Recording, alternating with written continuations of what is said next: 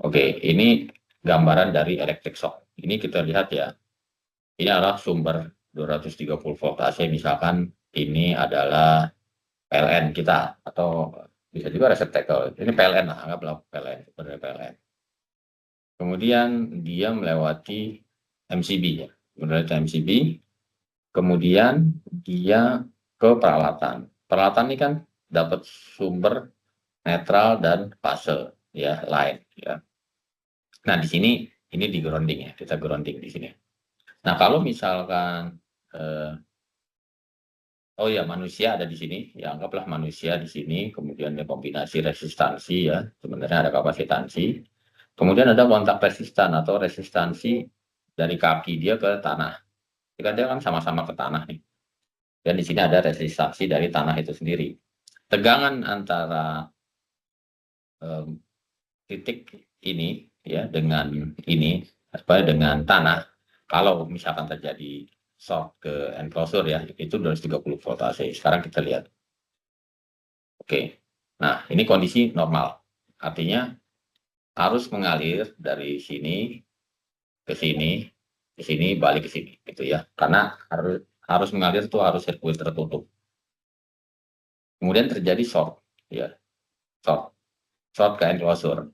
Ini enclosure metal biasanya ya. Pada saat short ke enclosure, maka akan ada arus mengalir ke tubuh manusia.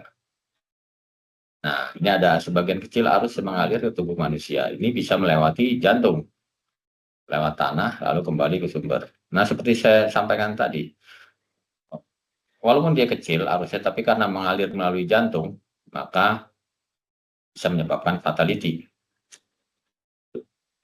Nah, kemudian karena arus yang mengalir itu kecil ke tubuh manusia ya, misalnya ya, total arus kecil juga gitu ya. Arus bocornya kan kecil nih, total arus kecil.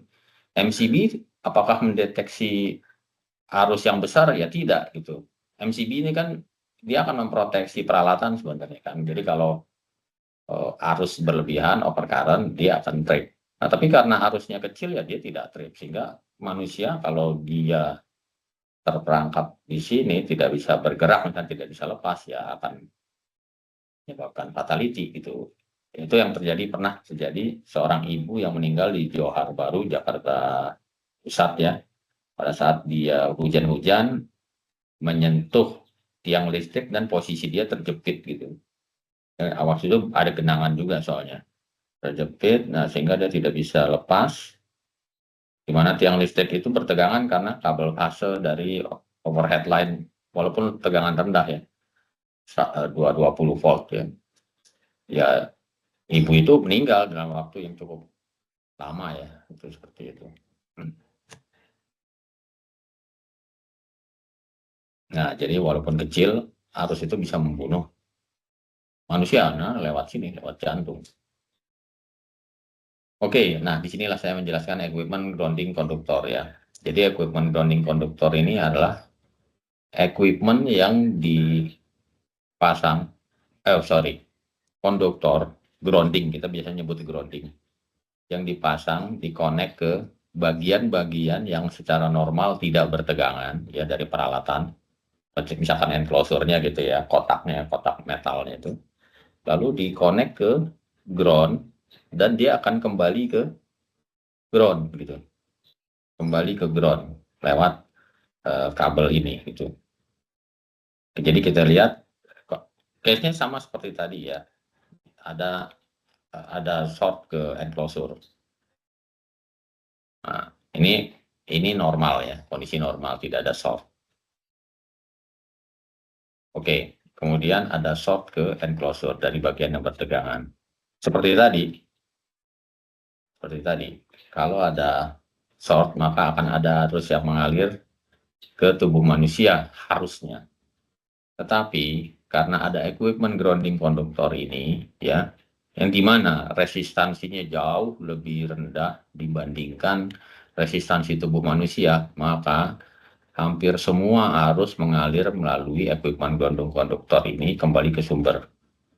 Nah, equipment grounding konduktor ini resistansinya itu sangat rendah gitu ya. Sehingga akibatnya apa?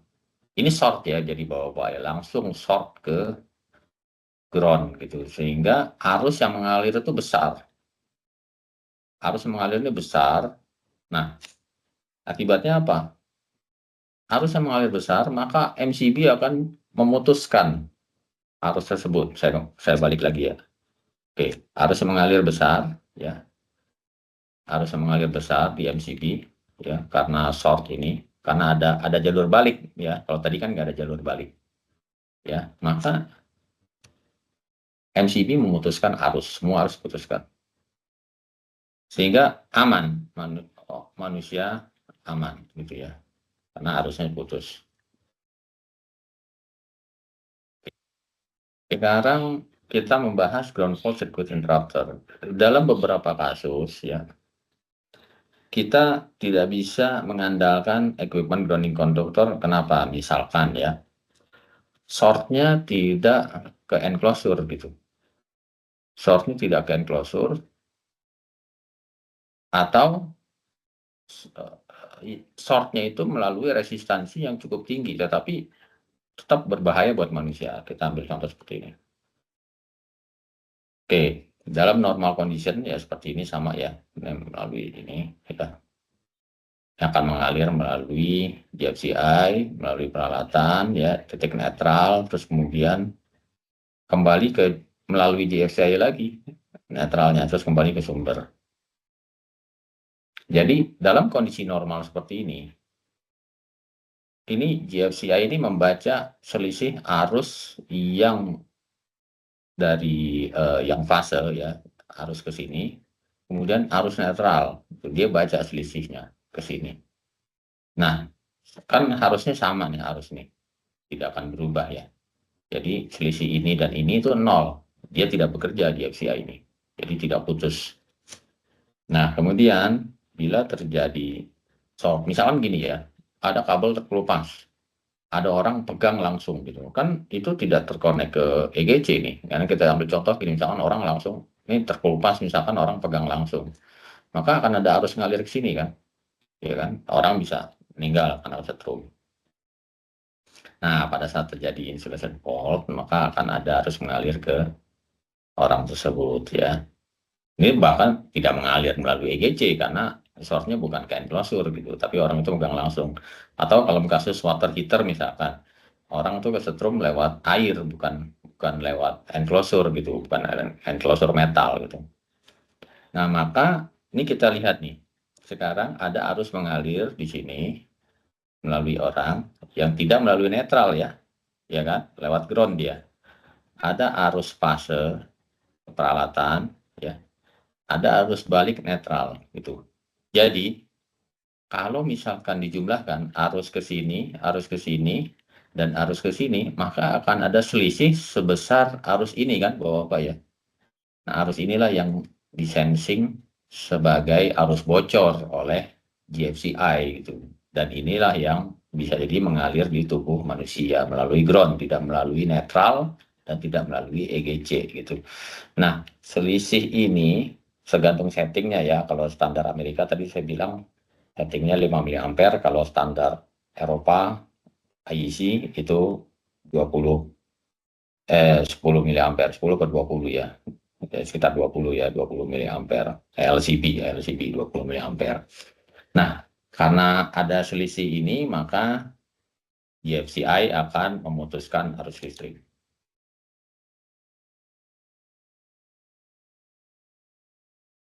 Nah, karena ada selisih ini, GFCI, ini ada selisih ya. Ya, maka GFCI akan memutuskan arus listrik. Nah, putus arus listriknya sehingga manusia aman. Seperti itu. Nah, ini tipe-tipe GFCI ada yang dipasang langsung di receptacle ya, di stop kontak. Ada yang portable ya, jadi di plug-nya sendiri yang dipasang GFCI. Ini kadang-kadang dipakai di water heater yang langsung di kamar mandi itu, tapi itu masalahnya masalah pengetesannya kalau di water heater yang langsung di kamar mandi itu colokannya. Kemudian ada yang dipasang di breaker Ya, jadi DMCB ya, DMCB-nya tuh dipasang diganti dengan LCB. Nah, semua prinsip kerjanya sama, tetapi tergantung penempatannya aja. Nah, jadi di mana kita bekerja di area basah atau di luar? Di luar tuh maksudnya tuh kan di tempat yang terbuka ya, di mana kalau bisa kena hujan atau apa gitu ya. Maka kita harus menggunakan salah satu dari ini.